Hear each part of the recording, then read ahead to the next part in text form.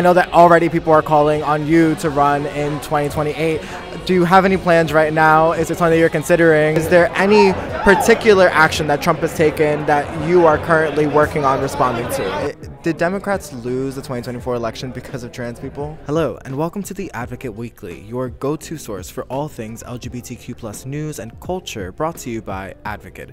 I'm your host, Kevin Ortega-Rojas, and this week, after our headlines, I'll be coming to you live from the LGBTQ+ Victory Fund's National Champagne Brunch, where I'll be interviewing LGBTQ+ elected officials and allies to discuss how they are meeting this moment. But first, our headlines. LGBTQ+ Pride season is just around the corner, but Donald Trump is already trying to stop the party before it even begins. The Kennedy Center for the Performing Arts, which is now being controlled by Trump, has canceled all WorldPride events at the venue. This is the first time that an administration has intervened so directly to stifle LGBTQ+ celebrations. WorldPride 2025 is set to bring millions of people to Washington, D.C. for a global Pride celebration later this month. The Capital Pride Alliance had planned landmark events at the Kennedy Center, including portions of the AIDS Memorial Quilt, a reading room, and a family-friendly drag story time, all of which have been forced to relocate after Trump's unilateral takeover earlier this year, which included firing the Kennedy Center's president, ousting its bipartisan board, and installing political loyalists, among them Richard Randall, a Trump ally with no arts management experience as executive director. Trump justified this move by declaring a so-called golden age of American arts and culture and promising, quote, no more drag shows or other anti-American propaganda. The LGBTQ+ community has responded quickly, though, shifting events to the WorldPride's Welcome Center in downtown Washington, D.C.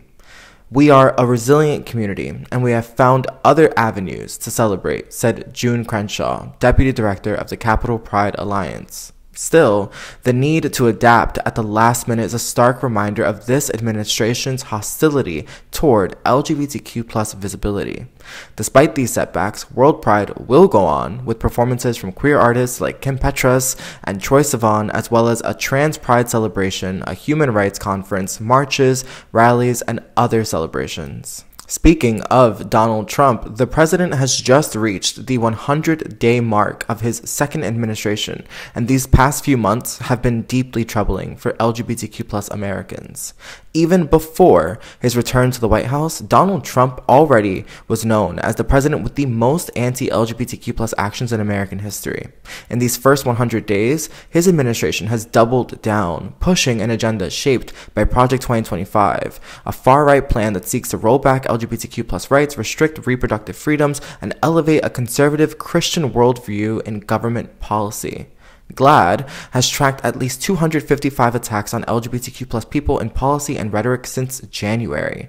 Among Trump's first official acts were executive orders targeting trans people, and his administration celebrated discrimination against trans students, eliminated federal protections for LGBTQ+ people, and censored LGBTQ+ history from government websites. Even the National Park Service's Stonewall National Monument site was scrubbed of the word transgender, and the administration has attempted to erase dozens of inclusive terms from official communications. Trump's cabinet is stacked with anti-LGBTQ+ advisors, and he's attempted deep cuts to programs supporting LGBTQ+ people at home and abroad. He's also tried to defund HIV research and has threatened to criminalize providers of gender-affirming care, despite every major medical association supporting such care for trans people and trans youth. In his March address to Congress, Donald Trump spent more time attacking LGBTQ+ people than discussing jobs or affordability. This administration's aggressive rhetoric and policy moves have destabilized personal freedoms and threatened the safety and dignity of LGBTQ+ Americans, according to GLAAD's Sarah Kate Ellis. Finally, the LGBTQ+ Victory Fund hosted its National Champagne Brunch in Washington, D.C. this past weekend, bringing together elected officials, activists, and supporters from across the country. The event celebrated LGBTQ+ political power and raised critical funds to support out candidates at every level of government. Speakers included Congresswoman Sarah McBride, Senator Tammy Baldwin, and local leaders like Georgia's State Rep Sam Park and Iowa State Rep Aime Witchendahl. Representative McBride, the first openly transgender member of Congress, delivered a powerful speech reflecting on the challenges facing the LGBTQ+ community in the current political climate. Walk out. Well, of course, they thought this woman member of Congress with shoulder-length hair and glasses was me. She was not. These people are so incompetent that they can't police the one bathroom off the floor of the House with one trans member of Congress.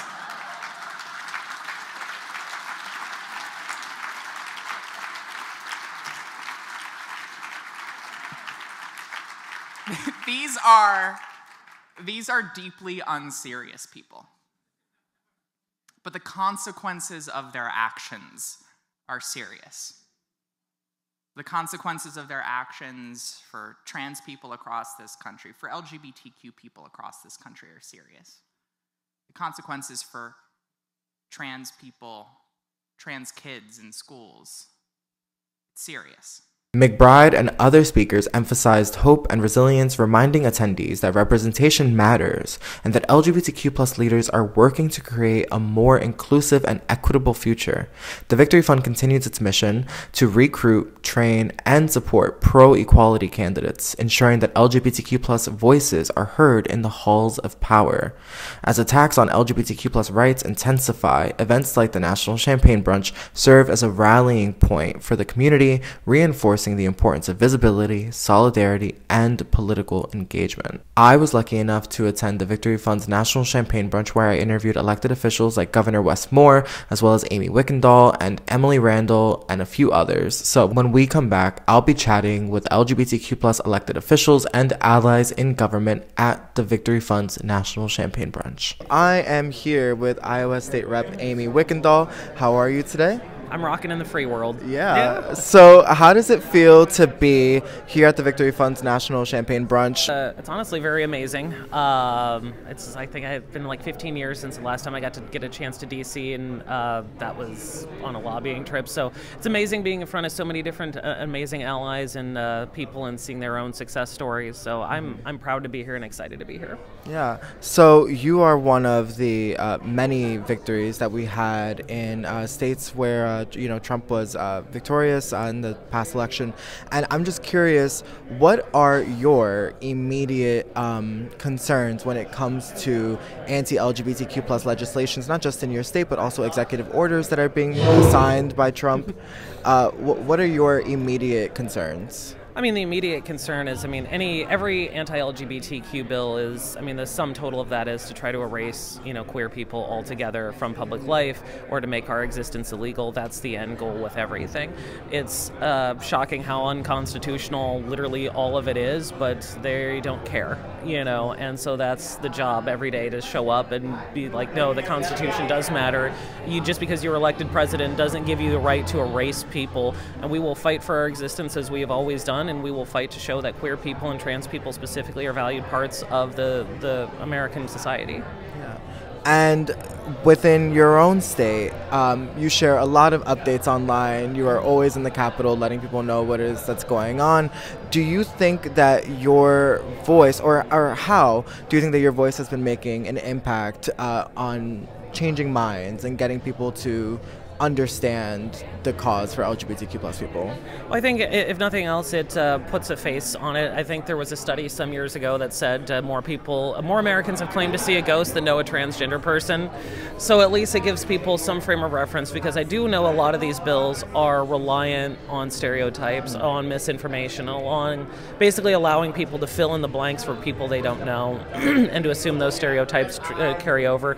But it's harder for those stereotypes to have currency when you actually have an openly and out trans person publicly elected to the state legislature and also being very active in the community. Like I said, if nothing else, it puts a human face on our population. I have a question that I want you to demystify. This is something that people have discussed in the wake of the 2024 election. Mm-hmm. A lot of folks have said, well, Democrats lost because they were too woke. Democrats lost because of trans people. Did Democrats lose the 2024 election because of trans people? Absolutely not. That's that's a bunch of nonsense. What did happen is a bunch of very right-wing people spent a lot of money, but it didn't even move the needle. Like, if you asked your average American, what are your top 3 concerns? Trans issues were nowhere near the top 3. They were really lower bottom down, and even those people who did support concern for trans issues were largely supportive of trans rights. It didn't move the needle, but they won, and so that's the narrative that they're spinning. Never let them gaslight you. They're the ones that are always out there running and harping on trans issues. They're the ones who are just like using us as political fodder to actively just make you, the American people, your lives worse. Because have they done anything for you? Have they put more money back into your pocket? Have they brought down the cost of childcare? Have they done anything? And the answer across the board is no. I am joined by Congresswoman Emily Randall from Washington. How are you? I am so good. I'm so happy to be here. Yeah, so what does it feel like to be in a room full of LGBTQ plus elected officials, candidates, allies? I mean, colorful. Always colorful. It also is like really good balm for my soul right now when like we are facing such an onslaught of attacks from this president, these congressional Republicans. It's really hard to protect our joy. And to be in community is so important to regain strength and fellowship and laughter and know that we're together for the fight ahead. Yeah. So I wanted to ask you a couple of questions about what you just mentioned, all that's going on. We kind of can't ignore it. And I was curious to know, for you, for your state, what are your immediate concerns when it comes to the executive orders that are being signed, the SCOTUS cases that we're waiting to hear about, LGBTQ plus curricula, gender-affirming care, the military ban? What are your immediate concerns? Well, since I had the opportunity to serve in the state Senate for the last 6 years, I know that our Washington state is uniquely protected against this Trump administration. I also was just with our Attorney General, Nick Brown, who has been leading the fight, particularly on gender-affirming care for young people. And, you know, they've got 12 cases already in the first 100 days filed against this administration. What is scariest to me is the like psychological fear that the constant attacks are affecting on especially young people. I've been visiting a lot of classrooms, a lot of junior high pride clubs, and like kids are scared. And we already live in rural communities in most of my district where it can be isolating. And that's one of the reasons I go to those classrooms, because I want them to know that they're not alone, that their voices matter, that you know, they can be whatever they want to be when they grow up, whether it's a congressperson or a content creator or anything. But also that I'm here fighting for them and that their legislators in Washington are fighting for them too. Yeah. I'm curious to know, you know, when it comes to your the constituents that you represent, I know that you've been doing a ton of town halls. Yeah. I know that you've had town halls with overflow and, you know, huge turnouts, and we're seeing a lot of Democrats hosting town halls now in Republican districts because Republicans are not. Coming out of the 2024 election, we heard people say, Democrats, we lost because we went too woke. We lost because of, you know, trans people, apparently. When you are hosting town halls in Republican districts, are people bringing up the fact that you are queer? Is that No. an issue for them? It is not. It is not. And you know, when I was in the state Senate, I represented the most swing district in the state of Washington. I flipped a Republican district. I talked to a lot of Republican voters, and very rarely did they care that I was married to a woman, that, you know, I was who I was and loved who I loved. Mostly they cared that I was showing up and listening to them about the things that they were concerned about. And I think, you know, when we look at 2024, there were a lot of people who sat that election out, a lot of people who didn't vote. And yes, we need to bring, you know, people who are disenchanted with Trump, who want to change their vote. We can't push them away. But we also need to make sure that the people who are sitting at home, who didn't mail in their ballots, who didn't go to the polls, know that we're fighting for them too. And I think we can do that by talking about the issues that impact both LGBTQ people to a much higher degree, usually, and our heterosexual neighbors, like housing affordability and healthcare access, and making sure that there are jobs available when our kids graduate from high school. Those are universal, but we don't have to shy away from who we are and the core values that we support and the civil rights that we defend and fight for in order to talk about the economy too. The Supreme Court right now, Kennedy v. Braidwood, was a issue that started in Texas where they were targeting PrEP, and specifically targeting it because of gay men. And now that issue has turned into conservatives saying no cancer screening should be covered, nothing preventative, no preventative care should be covered. So is there a message there that Democrats can get to conservative voters to understand that attacks on LGBTQ plus people eventually fester? I mean, I think voters across the country of many political ideologies believe that our healthcare decisions should be made by us and our doctors. I mean, I think that's pretty broadly true. They don't want politicians in, their doctor's office. They don't want politicians behind the pharmaceutical counter deciding whether or not they get their medication. And, medications for everyone are expensive enough already. It's hard enough to get an appointment with a healthcare provider. I think everyone understands that.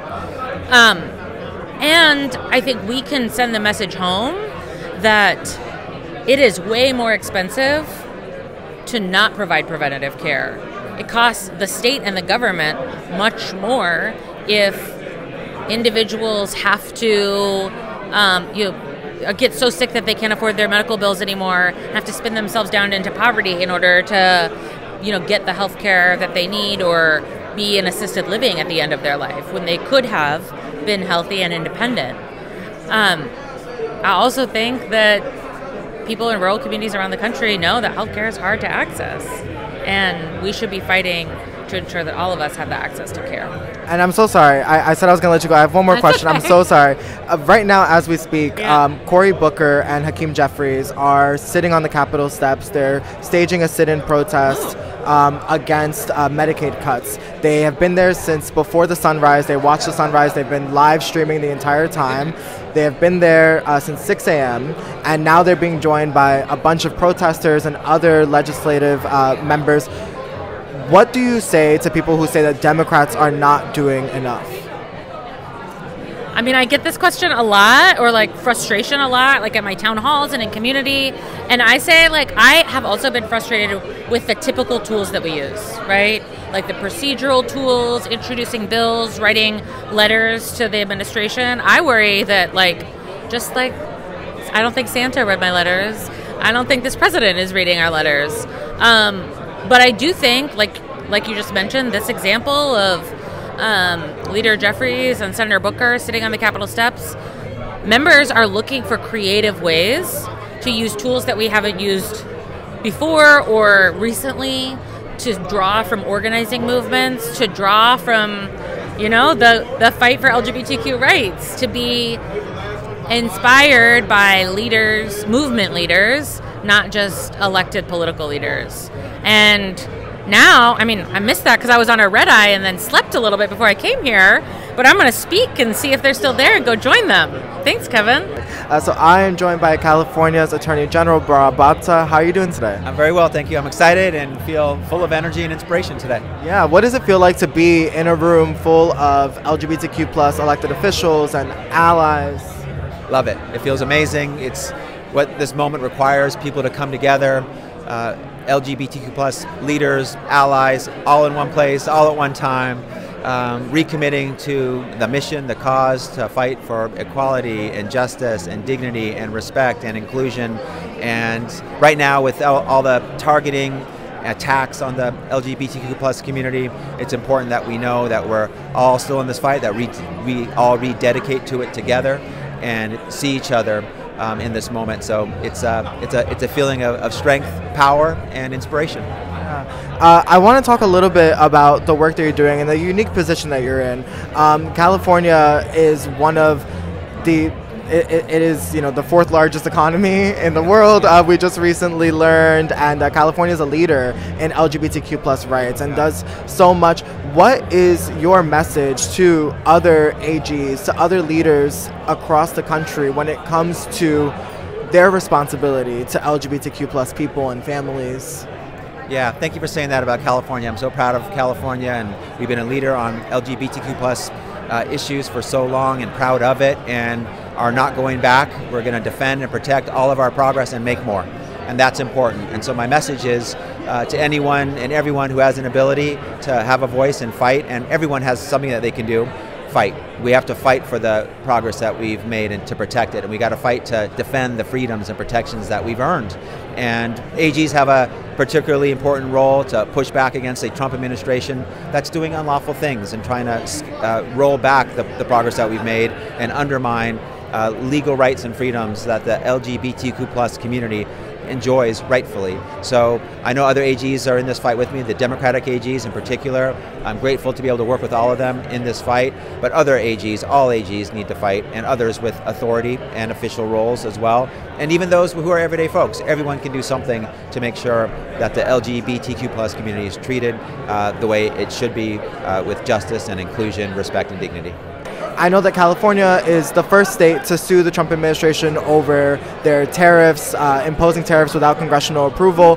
When it comes to LGBTQ plus issues, the executive orders that are coming out of the Trump administration, how is California preparing to respond? And is there any particular action that Trump has taken that you are currently working on responding to? Yeah, the Trump administration had an executive order around gender affirming care and suggested that they would withdraw and withhold federal funding from healthcare facilities that provided gender-affirming care, and we have some in California, of course, and we made it clear that we already have a case that involves an Office of Management and Budget memo that sought to withhold $3 trillion of funding that includes that issue and does not allow the Trump administration to withhold money, federal funding from healthcare facilities in California that are providing gender-affirming care. We've also supported other cases as amicus where they have pushed back against those executive orders and challenged them in court. And I sent out a notice from the Attorney General's office to the major healthcare facilities in California that provide gender-affirming care, saying this executive order is already being restrained in court by court orders, and you have to follow all the laws, including California's law, which specifically requires you to provide gender-affirming care, does not allow you to target the LGBTQ plus community and treat them differently than other communities. And so we made sure that all of our healthcare facilities in California were providing the care that they should. Governor Westmore, I know you don't have a lot of time, so I won't take up too much. How are you today? I'm so blessed, and I'm so happy to be here. This is wonderful. This is absolutely wonderful. Can you tell me, why is it important for an LGBTQ plus ally in elected office to be at events like this? Well, it's important to let people know that we are going to define and we're going to stand up for our rights and our freedoms. And that we do not want a society where people have to try to justify their humanity, particularly from people who never gave it to them in the first place. And so right now, this is a time when we have to be able to fight. This is a time when we have to be able to stand up, and a time when we have to be able to say humanity is humanity. And we are going to defend that with everything that we have. There are a lot of executive orders coming out of the Trump White House targeting specifically the LGBTQ plus community. Yep. We have a lot of decisions that we're waiting to hear back from the Supreme Court. Yep. What are the immediate consequences that you're thinking of when it comes to these executive orders? I mean, they're staggering, and I think the one thing we are seeing is that this Trump administration has come in definitely not just with an agenda, but with a plan to try to execute on them. But I think this is also the moment when we say we are seeing the power of the presidency, but also let's see the power of governors. Let's see the power of states. Because yes, the president has done a whole series of executive orders on these issues, but you know what? So have I, as the governor, and done executive orders to make sure that our communities, particularly the LGBTQIA plus community, is safe and protected inside of the state of Maryland. That this is going to be a safe haven, and we're going to make sure that it maintains that. So I do understand the power of the executive branch and the power of the presidency and what they are doing, but that does not mean that we somehow need to cede the power of states and the power of governors as well. Yeah. And Maryland has at least 325,000 LGBTQ plus residents. What actions are you taking specifically, or what actions have you taken in order to combat the anti-LGBTQ plus policies of the Trump administration? Well, you know, one thing we've done, and I'm very proud of, is that it didn't just start with the Trump administration. These are policies we put in place even prior to the Trump administration coming on board, about things like passing the Trans Health Equity Act, about things like making sure that we are actually having a safe haven for people to be able to know that if you have actually a surgery performed in the state of Maryland with Medicaid, that you cannot be prosecuted inside of other states. And so we're going to be aggressive on this, and we're going to continue being aggressive on this, making sure that when we're talking about hate crimes, that hate crimes is also talking about the hate crimes that's happening towards the LGBTQIA plus community. That this is going to be a time we're going to stand up for our people, we're going to stand up for our freedom, and we're going to fight for them. And we're going to make sure that we're using every single tool available under the law to make sure that people know when you come to the state of Maryland, you are coming to a safe haven. A lot of people out of the 2024 election were saying that Democrats lost because they were too woke, too focused on trans issues. Did Democrats lose because of trans people? The Democrats need to focus on humanity. I don't understand the whole too woke, too this, too that, and that. Listen, focus on people. Focus on humanity. And that includes the LGBTQIA plus community. When we start deciphering about whose humanity needs to be justified, we are walking into a trap. We cannot do this. I know that already people are calling on you to run in 2028. Do you have any plans right now? Is it something that you're considering running in 2028? No, I'm focused on 2026. We have a very big re-election in 2026, which we're really excited about because I think we've got a great story to tell for the people of the state of Maryland. And I'm just really hopeful that the people of Maryland will see that the momentum that we have now had, driving record low unemployment rates, record drops in violent crime, being able to respond to the crisis of the Key Bridge, being able to push back against the atrocities that we're seeing with the Trump administration. I think the people of the state of Maryland hopefully will see that the momentum we have now is momentum we want to continue, because I am very excited about being the governor of Maryland, and I want to continue being the governor of Maryland. Thank you so much. Thank you so much. Appreciate it. That's all for this week's episode of The Advocate Weekly. Thank you so much for tuning in. We'll be back next week with an all-new episode. Until then, please be sure to subscribe to The Advocate's YouTube channel, subscribe to The Advocate Weekly wherever you get your podcasts, and if possible, leave us a rating or a review. Until next time, I'm your host, Kevin Ortega-Rojas. Take care. To read more stories like the ones you heard today, go to advocate.com. This episode was executive produced by Kevin Ortega-Rojas. Thanks to our associate producers, Kayla Gagnet and Alex Cooper, and Eric Bowie for technical support. And special thanks to the LGBTQ+ Victory Fund.